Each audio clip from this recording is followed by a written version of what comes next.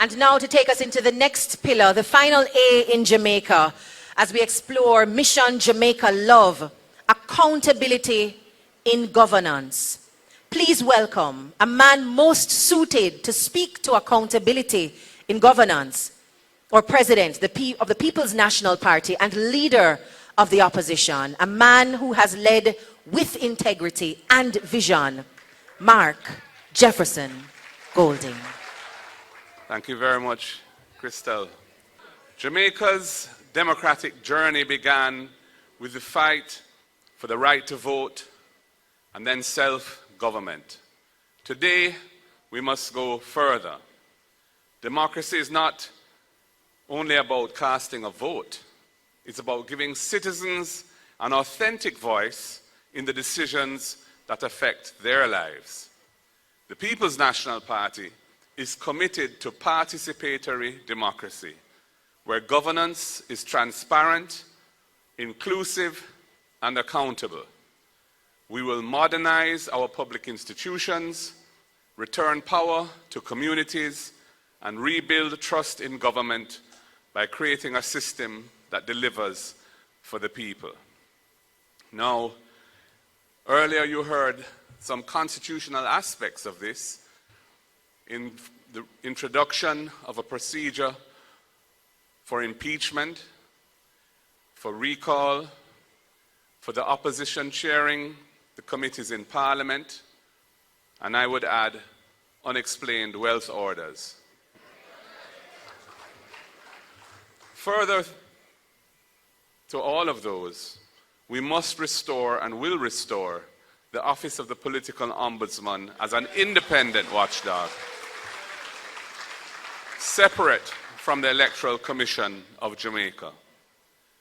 We must ensure the independence and effectiveness of the Integrity Commission to enable it to pursue its statutory mandate without fear or favor, including desirable improvements such as the modification of the so-called gag clause to achieve a workable balance between protecting legitimate reputational rights and ensuring timely disclosure in the public interest.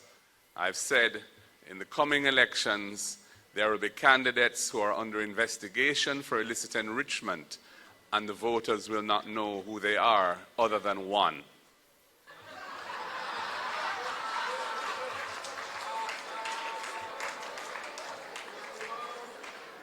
We will strengthen the oversight committees in Parliament, including by enacting mechanisms that facilitate the participation of civil society and other non-state actors in the work of those oversight committees. We must broaden the democracy in this country and include more people in the process of government. We will modernize the Access to Information Act, which was introduced by the People's National Party and which needs further reform, including to implement simpler processes, shorter timelines, and a broader scope to facilitate the flow of information to the public. We will modernize the legal framework for obtaining permits and licenses to ensure efficiency, fairness, and transparency. We will increase the monetary jurisdiction of the parish courts so more Jamaicans can have access to justice that is affordable and closer to home. And I would remind that the emergence of the parish courts took place when I was Minister of Justice, when we modernized the system from resident magistrate courts to the parish court system.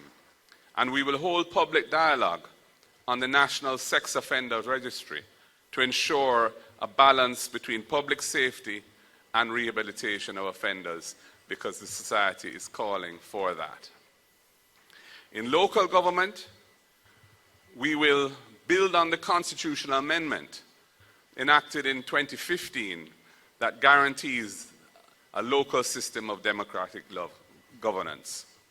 We will review the 3 strategic laws that we passed under Portia Simpson Miller: the Local Governance Act, the Local Government Financing and Financial Management Act and the Local Government Unified Service and Employment Act, with a view to making necessary adjustments followed by full enforcement of their provisions, which has not happened yet. We will empower the parish development committees and community development committees to create local plans. We will shift focus from constituency politics to community development by expanding the powers of our municipal corporations to make a difference in local people's lives. And we will establish a national People's Assembly, including diaspora representatives, to review laws and shape policy impacting local communities. We will introduce participatory budgeting and local planning, where citizens help to decide the spending priorities, which is contemplated by the 3 strategic laws.